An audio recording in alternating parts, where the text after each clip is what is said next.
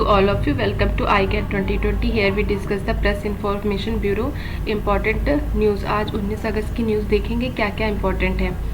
हमारी पहली न्यूज़ आज है sea grass. What is sea grass? अभी क्या हुआ है कि यूएन इन्वायरमेंटल प्रोग्राम ने जो है बॉडी एक उसने एक रिलीज़ किया रिपोर्ट जिसमें उन्होंने वार्निंग दी है कि सी ग्रास को फिशिंग ट्रॉलर सीवीड फार्मिंग और टूरिज्म की वजह से इनको जो है काफ़ी नुकसान हुआ है।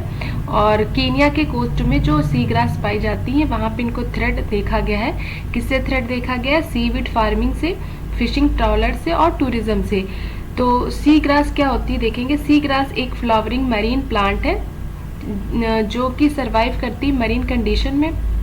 दे are mostly found in shallow sandy bottom habitat. ये सैलो सैंडी बॉटम हैबिटेट में मिलती क्योंकि बहुत ही डीप में नहीं मिलती है, सैलो में मिलती हैं। अगर क्योंकि यहाँ पे जो सन की रेज होगी वो पहुँचेगी ईजिली, जिससे कि फोटोसिंथेसिस का प्रोसेस हो जाएगा। बहुत डीप में तो सन की रेज ही नहीं पहुँचेंगी तो फोटोसिंथेसिस का प्रोसेस नहीं हो पाएगा। तो सी ग्रास कहाँ मिलती है? सैलो सैंडी बॉटम हैबिटेट में मिलती हैं। Can from dense intensive meadow. There are about 72 seagrass species distributed across the world temperature. ठीक है, पूरे उस वर्ल्ड के ट्रॉपिकल ओशन में कितनी स्पीसीज है? इसकी 72 सी ग्रास की स्पीसीज पाई जाती है। These meadows trap sediment, absorb nutrient and give us clear water.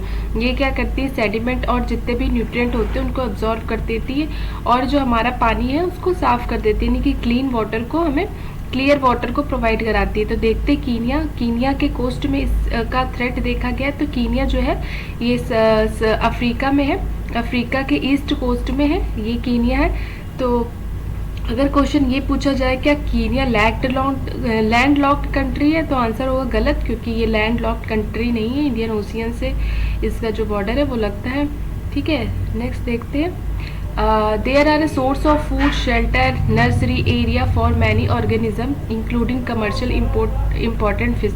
तो ये बहुत सारी को फूड, शेल्टर ये सब प्रोवाइड करवाती हैं। और मेन इम्पॉर्टेंट जो सी ग्रास का है वो ये है कि ये एक कार्बन सिंक की तरह काम करती हैं। ठीक है, और ये कार्बन सिंक उसे कहते हैं जो कार्बन डाइऑक्साइड को कैप्चर करने का कैपेबिलिटी जिसमें होता है और हमारे इन्वायरमेंट पॉल्यूशन फ्री हो जाता है। और ये क्या करती हैं? एक बार में एक स्क्वायर की सी ग्रास जो होती है वो 10 लीटर ऑक्सीजन जनरेट करती है एवरी डे।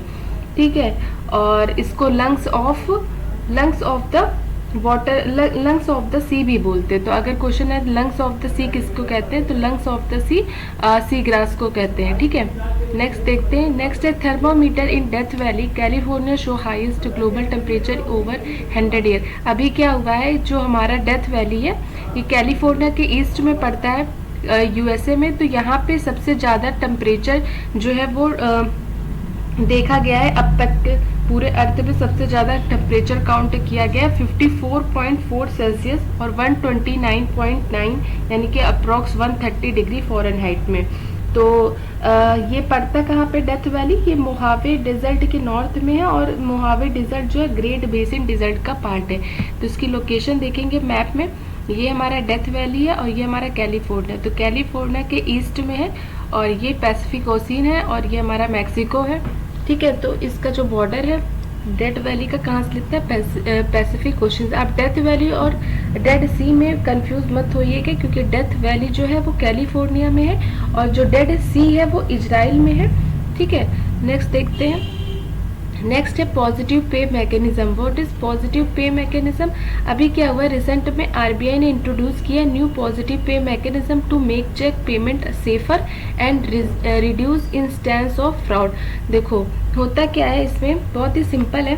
अगर किसी ए पर्सन ने बी पर्सन के नाम चेक इशू किया है और फिर बी पर्सन क्या करेगा, बैंक में जाके उस चेक को देगा, तो बैंक वाले क्या करेंगे, पहले जो ए पर्सन ने बी को इशू किया तो बैंक वाले ए से अब क्या करेंगे, वेरीफाई करेंगे, पूछेंगे कि भैया आपने इनको चेक इशू किया है या नहीं किया है। ये इसलिए किया जाएगा क्योंकि चेक के केस में बहुत सारे फ्रॉड के केसेस सामने आ रहे थे। कोई भी किसी के नाम चेक काट के दे रहा था और जब उसके अकाउंट से पैसे डिडक्ट हो जाते थे तो कहता था मैंने तो चेक दिया ही नहीं। तो इस तरह की फ्रॉड की घटनाओं को कम करने के लिए अभी रिसेंट में आरबीआई ने पॉजिटिव पे मैकेनिज्म को सभी बैंकों के लिए कंपलसरी बना दिया है। इसके पहले क्या होता था केवल एक बैंक थी ICICI बैंक, जो पॉजिटिव पे मैकेनिज्म को यूज करती थी, बट अभी सभी बैंकों के लिए कंपलसरी बना दिया गया है। नेक्स्ट देखते हैं, नेक्स्ट टाइफेक है। टाइफेक एक ऑटोनोमस ऑर्गेनाइजेशन है जो सेटअप हुआ था 1988 में, और ये डिपार्टमेंट ऑफ साइंस और टेक्नोलॉजी के अंतर्गत आता है। इसको इस्टेब्लिश हुए ऑलमोस्ट 32 ईयर्स हो गए हैं। इसका फुल फॉर्म है technology information forecasting and assessment council. तो ये क्या करती है, फोरकास्टिंग और असेसमेंट काउंसिल, जैसे इसका नाम है, तो ये इंफॉर्मेशन की फोरकास्टिंग करेगी, और ये क्या करेगी, हमारे जितने भी हर एरिया है उसमें R&D कितना हो रहा है, यानी कि रिसर्च एंड डेवलपमेंट हो रहा है या नहीं हो रहा है, ये एसेस करती है। जैसे कि आर्टिफिशियल इंटेलिजेंस के क्षेत्र में रिसर्च हो रही है या नहीं हो रही है, तो इन सब की इंफॉर्मेशन को गवर्नमेंट को देगी। और अभी क्या हुआ, इसने एक इन्फॉर्मेशन दी, इसने एक रिपोर्ट रिलीज की जिसमें इसने बताया कि जो केमिकल इंडस्ट्री है हमारे यहाँ, तो उनके इंफ्रास्ट्रक्चर में काफ़ी कमी आई है, जिसकी वजह से आपको केमिकल इंडस्ट्री को बूस्ट करने की ज़रूरत है। तो ये हमने देखा कि टाइफेक क्या है, साइंस टेक के अंतर्गत आता है, डिपार्टमेंट ऑफ, और ये एक ऑटोनोमस बॉडी है जो कि 1988 में स्टैब्लिश हुई थी। नेक्स्ट देखते हैं, innovation challenge fund in India.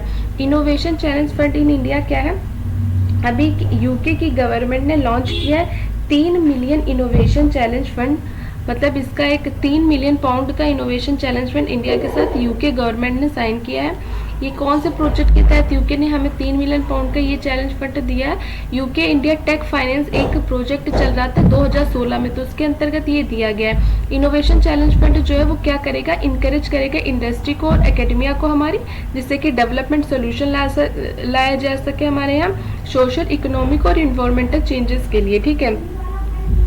तो ये क्या करेगा, आर्टिफिशियल इंटेलिजेंस और डेटा, जो कि Karnataka, future mobility in Maharashtra, main focus उसके इन 2 क्लस्टर पे रहेगा। उसके बाद एक और छोटी सी न्यूज़ है जिसमें निर्माण श्री था, तो हमको पता होना चाहिए निर्माण श्री कौन सी कंट्री का, EU का है, EU और इंडिया का, जिसमें ये क्या करेगी, habitat for humanity India a housing focus not for profit organisation. ये क्या है निर्माण श्री, ये habit for humanity India, habit for humanity India के तहत है, जो कि एक प्रोजेक्ट लॉन्च करे जो कि focused for non for profit organisation है। क्या, हैबिटेट फॉर ह्यूमैनिटी इंडिया जो है एक नॉन फॉर प्रॉफिट ऑर्गेनाइजेशन है। और निर्माण श्री किसका प्रोजेक्ट है, EU का प्रोजेक्ट है। मेनली कौन से एरिया पे फोकस करेगा, उड़ीसा और महाराष्ट्र में। तो ये हमारी आज की न्यूज़ थी। और एक छोटी सी न्यूज़ है, एक बादभूत प्रोजेक्ट है। बादभूत प्रोजेक्ट अगर पूछा जाए कहाँ का है, तो बादभूत प्रोजेक्ट गुजरात का है, और गुजरात में ये बनाया जाता है नर्मदा रिवर पे। तो ये याद रखेंगे, अगर ऑप्शन में तापी रिवर और कुछ और देगा तो याद रखेंगे कि बादभूत प्रोजेक्ट जो है वो गुजरात का है और ये नर्मदा रिवर पे है। और ये किस प्रोजेक्ट के तहत ये काम कर रहा है, एक पहले से ऑलरेडी कल्पसर प्रोजेक्ट चल रहा है जिसका पार्ट है बादभूत प्रोजेक्ट। और जो हमारा कल्पसर प्रोजेक्ट चल रहा है गुजरात में, वो एक्चुअली गल्फ ऑफ खंबात का है, और 30 किलोमीटर का वो डैम उसको स्टेब्लिश करना है भरूच और भावनगर डिस्ट्रिक्ट के बीच में। और इसका क्या काम था, सरदार सरोवर के जो एक्सेस वाटर है उसको रोकने का काम कर रहा था कल्पसर प्रोजेक्ट। तो बादभूत प्रोजेक्ट गुजरात का, और ये नर्मदा नदी पर है। तो आज के डिस्कशन में बस इतना ही। Thank you for listening and joining. Please